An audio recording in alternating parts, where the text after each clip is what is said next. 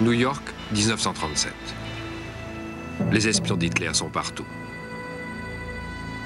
Usant de tout leur savoir-faire, ils tentent de s'emparer des secrets militaires les plus précieux des États-Unis. Et avec tout autant d'ardeur, les agents du contre-espionnage s'efforcent de les piéger. Une guerre souterraine intense et impitoyable.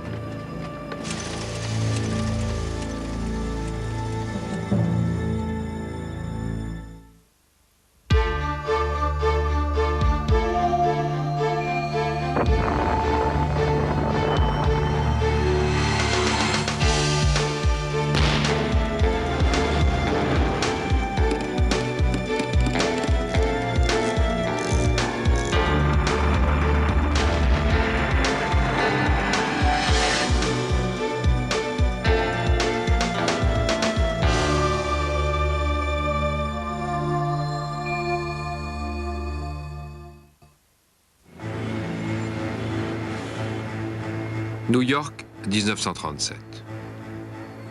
Ça ressemble à Berlin. Mais c'est Yorkville, un quartier où les Américains d'origine allemande aiment à se retrouver pour parler du bon vieux temps et mener leurs activités occultes. Entre espions.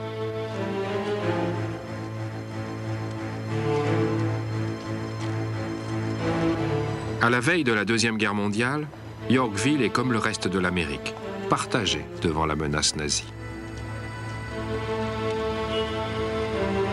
La communauté allemande est tiraillée entre deux patriotismes. Parmi les millions d'immigrés allemands, 25 000 appartiennent à la Ligue germano-américaine, un mouvement pro-nazi.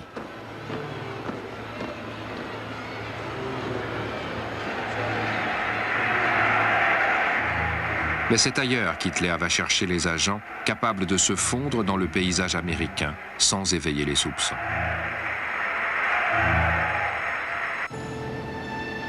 Des espions qui transmettent leurs marchandises via les paquebots les plus rapides du service atlantique allemand.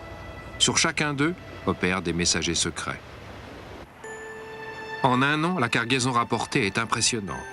Les plans des avions Sikorsky et d'un bombardier de la marine américaine, des cartes, des schémas de radio secrets, sans oublier de l'argent liquide et naturellement des espions.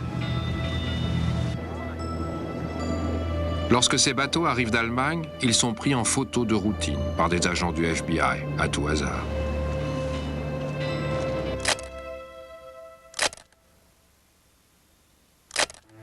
C'est ainsi qu'en octobre 1937, l'un d'eux photographie l'arrivée de Nikolaus Ritter. Il est loin d'imaginer que celui-ci est chargé d'étendre le réseau d'espionnage allemand à travers tous les États-Unis.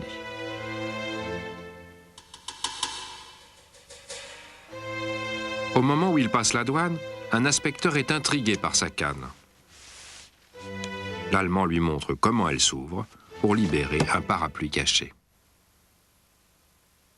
Et l'inspecteur remarque en plaisantant que ce serait parfait comme matériel d'espionnage. Comment saurait-il qu'il vient de laisser entrer le nouveau chef de tous les réseaux allemands en Amérique? Ritter s'installe à l'hôtel Taft, le favori des espions allemands.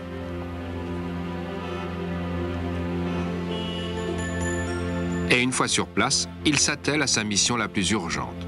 Voler le viseur de tir Norden, le secret militaire américain le mieux gardé du moment.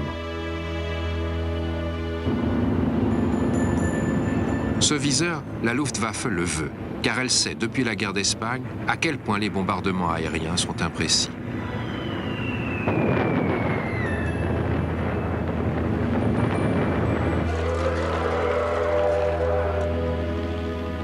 Or, l'Amérique possède ce dont elle a absolument besoin, un dispositif de visée précis à haute altitude, tellement secret que personne n'y a accès. Tous les équipages doivent jurer solennellement d'empêcher quiconque de s'en approcher, au besoin en payant de leur vie.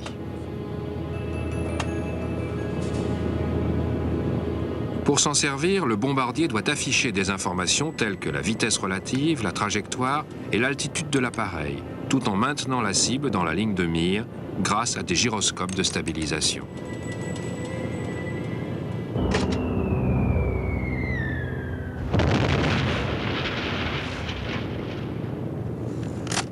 Mais l'un des hommes qui travaille sur ce viseur est justement un Américain d'origine allemande et qui ne l'a pas oublié.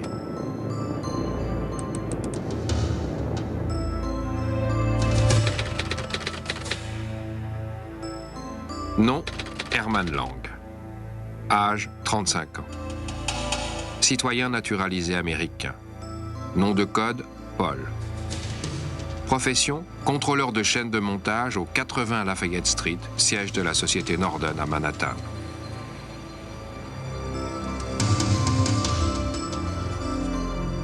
Il est entre autres chargé de sortir les plans de leur coffre le matin et de les remettre sous clé le soir, à l'exception de ce qu'il ramène chez lui. Là, dans sa cuisine, une fois sa femme et son fils couchés, il recopie minutieusement les croquis. Il en a envoyé un échantillon en Allemagne et Ritter est venu pour la suite. Le chef des espions n'en revient pas de sa chance. Mais Lang lui explique qu'il ne pouvait laisser passer une aussi belle occasion d'aider son ancienne patrie. Ritter enroule les précieux croquis autour du parapluie et les dissimule ainsi dans cette même canne creuse qui avait tant fait rire le douanier.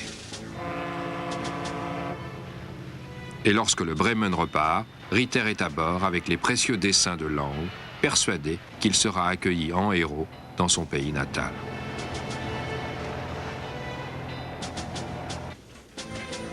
Mais les ingénieurs allemands sont loin d'être aussi euphoriques. Ils n'arrivent pas à construire un prototype à partir des plans fournis et en désespoir de cause appellent à la rescousse Lang pour qu'il vienne les aider.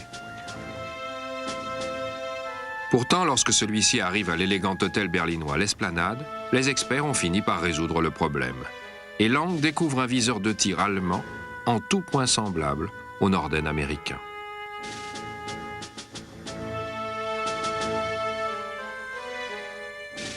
Dans les somptueux décors de l'hôtel Esplanade, Lang est chaudement remercié par ses nouveaux amis qui, disent-ils, n'auraient pu y arriver sans les croquis qu'il a si minutieusement recopiés dans sa cuisine.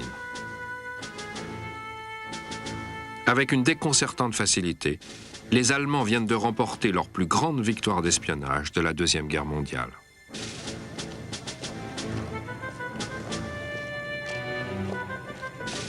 Quant à Hermann Lang, il rentre tranquillement à New York pour reprendre ses fonctions dans les usines Norden.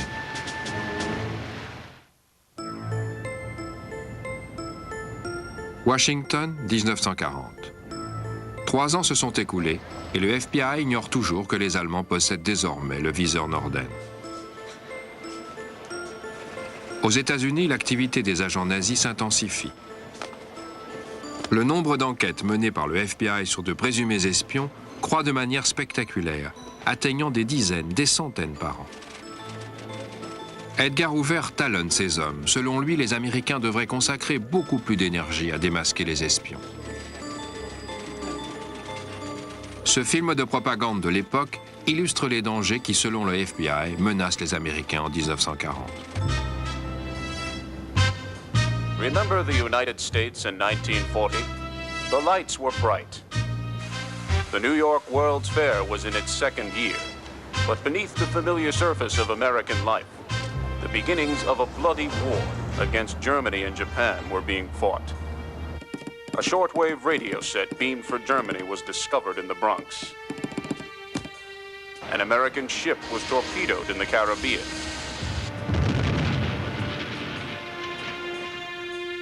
Letters addressed to mail drops in Spain and South America were intercepted. These letters contained military information. Le FBI s'intéresse notamment au Rudy and Maxwell, un bar très prisé du quartier allemand de Yorkville, où nostalgie et bière font particulièrement bon ménage.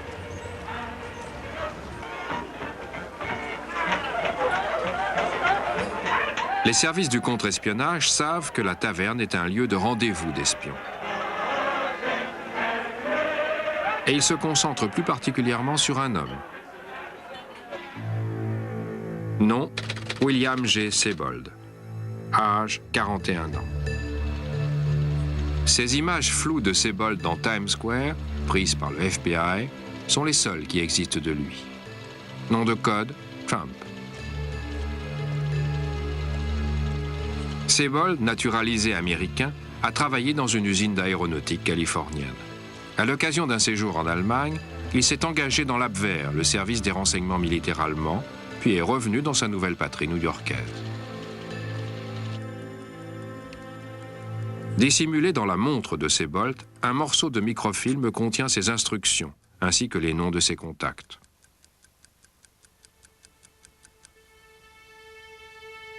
Sebold loue des bureaux dans le Knickerbocker Building sur Times Square et fonde la Diesel Research Company qui va lui servir de façade. Dès lors, c'est un véritable défilé d'espions, dont les renseignements sont transmis par radio onde courte au quartier général de l'Abwehr à Hambourg, et ce pendant pratiquement 1 an et demi, jusqu'au début de l'été 41.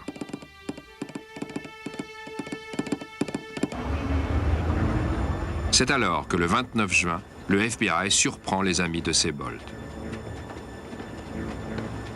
Grâce à une série de rafles, le contre-espionnage américain arrête 33 personnes. Mais William Sebold n'est pas du lot et l'Abwehr s'en inquiète.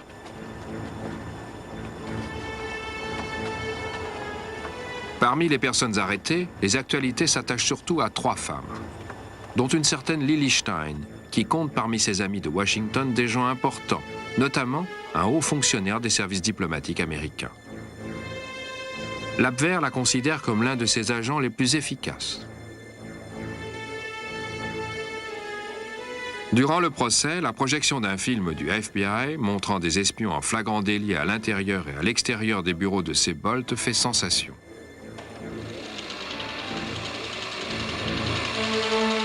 On y voit en particulier Frederick Duquesne, le doyen des espions de l'Abwehr aux États-Unis. Extrêmement méfiant, il entre seulement après s'être assuré que personne ne le regarde. Il ne remarque pas la caméra cachée. Une fois à l'intérieur, toujours méfiant, Duquesne vérifie qu'il n'y a pas de miroir sans teint. Il ne voit pas les caméras du FBI cachées dans la pièce d'à côté et qui filment par le trou d'un Judas. Une horloge et un calendrier permettent de dater précisément les images. Enfin, convaincu qu'il ne risque rien, Duquesne sort de sa chaussette gauche une enveloppe et tend à Sebold les croquis d'un fusil Garand, d'une vedette lance-torpille et d'un avion de pointe.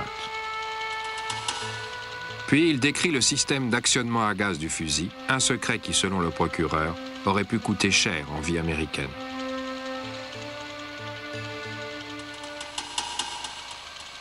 La caméra du FBI s'arrête ensuite sur Herman Lang, qui continue à espionner tranquillement les usines Norden, 3 ans après avoir remis les croquis du viseur à Ritter.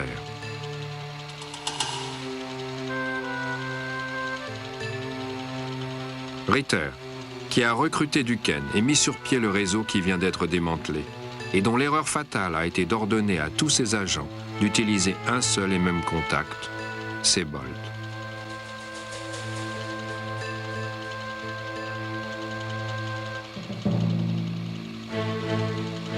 William Sebold, l'homme que l'on voit uniquement de dos et avec qui tous parlent. Mais ce n'est qu'au cours du procès que l'on va découvrir que Sebold est un agent double. Et que l'Abwehr va apprendre avec stupeur que son agent est aussi salarié par le FBI, à $50 par semaine depuis qu'il est rentré d'Allemagne. Un des plus brillants coups de contre-espionnage de la Deuxième Guerre mondiale. C'est le FBI lui-même qui a ordonné à Sebold de louer les bureaux, de peindre les murs en blanc afin qu'il y ait plus de lumière pour la caméra, de cacher celle-ci et de l'actionner, et enfin, de polluer les ondes courtes avec de fausses informations.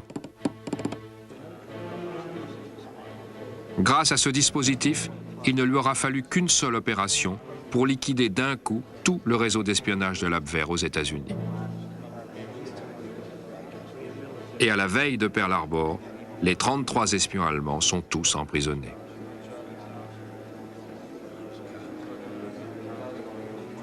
Alors, en décembre 1941, devant l'anéantissement de son réseau d'espionnage aux États-Unis, Hitler ordonne à l'Abwehr une nouvelle mission, le sabotage.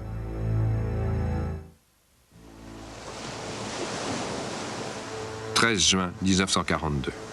Peu après minuit, sur une plage près d'Amagansett, à Long Island, 4 hommes débarquent d'un sous-marin allemand.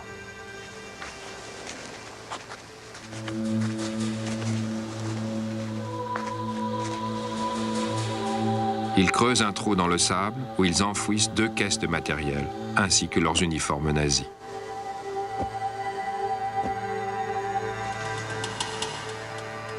Ils ont pour mission de rejoindre 4 de leurs collègues sur le point de débarquer en Floride.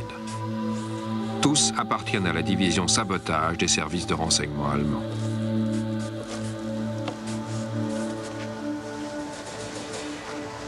Mais ils sont surpris par un garde-côte américain. Celui-ci ne croit pas un mot de leur histoire de pêcheurs égarés. Et lorsqu'ils tentent de l'acheter pour 265 $, ils s'empressent de rapporter l'incident au bureau de police maritime. Pendant ce temps, les saboteurs en profitent pour grimper dans un train direction New York et le sous-marin allemand 202 qui les a débarqués regagne le large pour aller traquer les convois alliés.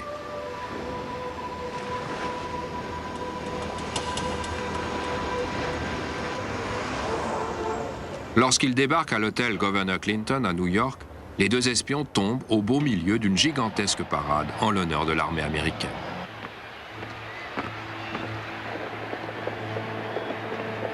Ils ont débarqué sur le sol américain 6 mois après qu'Hitler ait déclaré la guerre aux États-Unis. Leur mission, nom de code Opération Pastorius, dynamiter des cibles militaires et industrielles, saper le moral des civils et pourquoi pas empoisonner l'eau des réservoirs de New York. Les saboteurs se retrouvent devant la tombe du président Grant et mettent la dernière main à leur stratégie. Ils jurent de tuer quiconque trahirait les siens.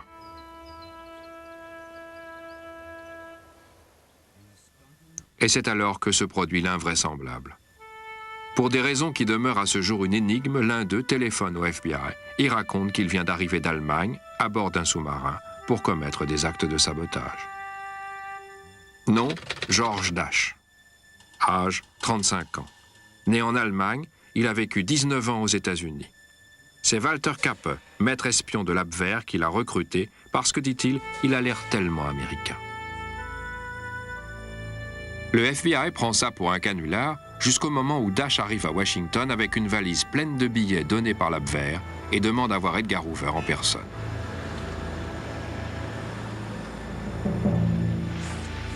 Pendant que Dasch dicte une longue déposition, les agents du FBI se précipitent déterrer les caisses enfouies par les saboteurs.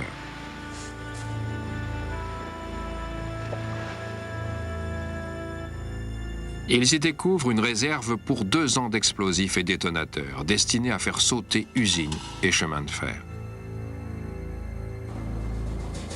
Dans un laboratoire de Washington, les experts du FBI étudient minutieusement au rayon X l'ensemble du matériel trouvé. Les caisses contiennent une grande quantité de TNT, dont une partie camouflée en charbon.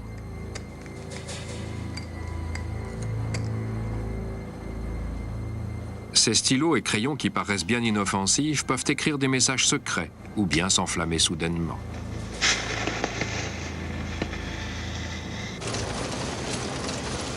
Peu de temps après la défection de Dasch, les 3 membres de son équipe sont arrêtés à New York et le FBI se lance dans une gigantesque chasse à l'homme pour retrouver les autres saboteurs et leurs complices.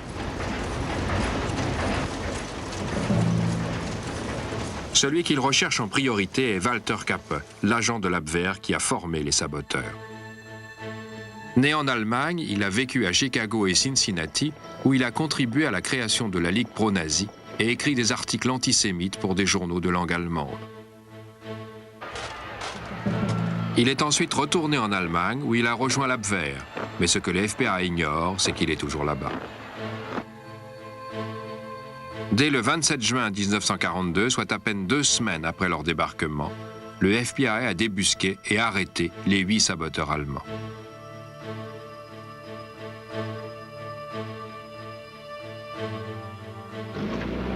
Huit jours plus tard, le président Roosevelt nomme une commission militaire pour juger l'affaire. C'est la première fois depuis l'assassinat d'Abraham Lincoln.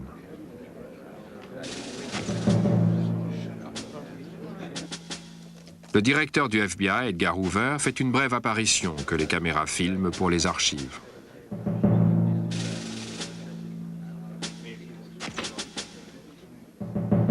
Dans le secret de ses délibérations, la commission déclare les inculpés coupables. Verdict, la chaise électrique.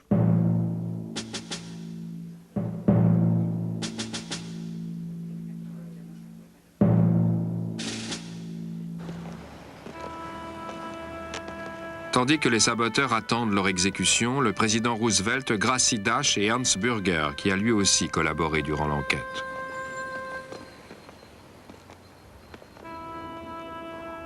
À la fin de la Deuxième Guerre mondiale, les deux espions sont libérés et renvoyés dans l'Allemagne en ruine. L'Abwehr ne se remit jamais de la défection de Dash et du coup de maître orchestré par Seybold.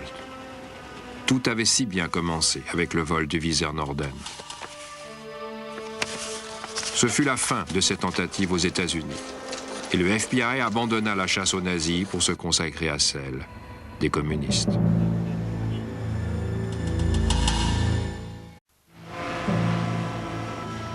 New York, 1937. Les espions d'Hitler sont partout. Usant de tout leur savoir-faire, ils tentent de s'emparer des secrets militaires les plus précieux des États-Unis. Et avec tout autant d'ardeur, les agents du contre-espionnage s'efforcent de les piéger. Une guerre souterraine intense et impitoyable.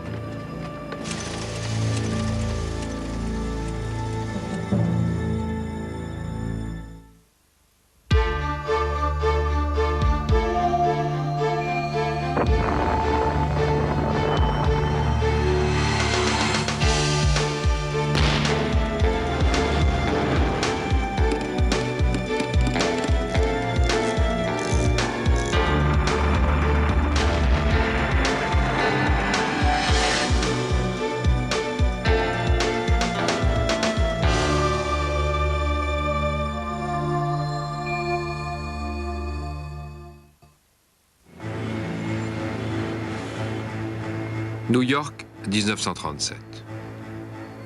Ça ressemble à Berlin. Mais c'est Yorkville, un quartier où les Américains d'origine allemande aiment à se retrouver pour parler du bon vieux temps et mener leurs activités occultes. Entre espions.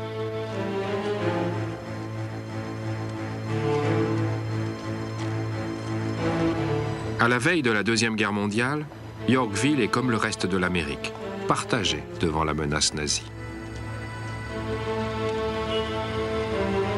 La communauté allemande est tiraillée entre deux patriotismes. Parmi les millions d'immigrés allemands, 25 000 appartiennent à la Ligue germano-américaine, un mouvement pro-nazi.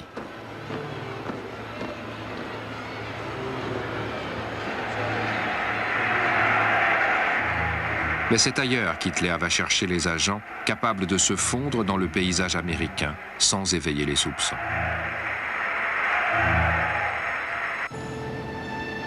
Des espions qui transmettent leurs marchandises via les packs que celui-ci est chargé d'étendre le réseau d'espionnage allemand à travers tous les États-Unis.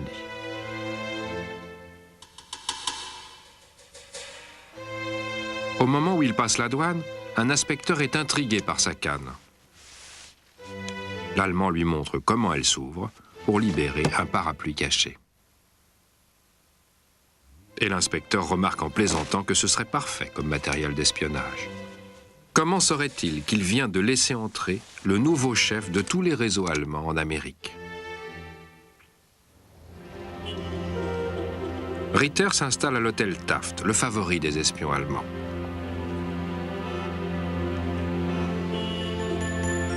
Et une fois sur place, Beau les plus rapides du service atlantique allemand.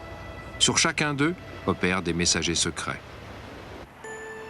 En un an, la cargaison rapportée est impressionnante. Les plans des avions Sikorsky et d'un bombardier de la marine américaine. Des cartes, des schémas de radios secrets. Sans oublier de l'argent liquide et naturellement des espions. Lorsque ces bateaux arrivent d'Allemagne, ils sont pris en photo de routine par des agents du FBI, à tout hasard.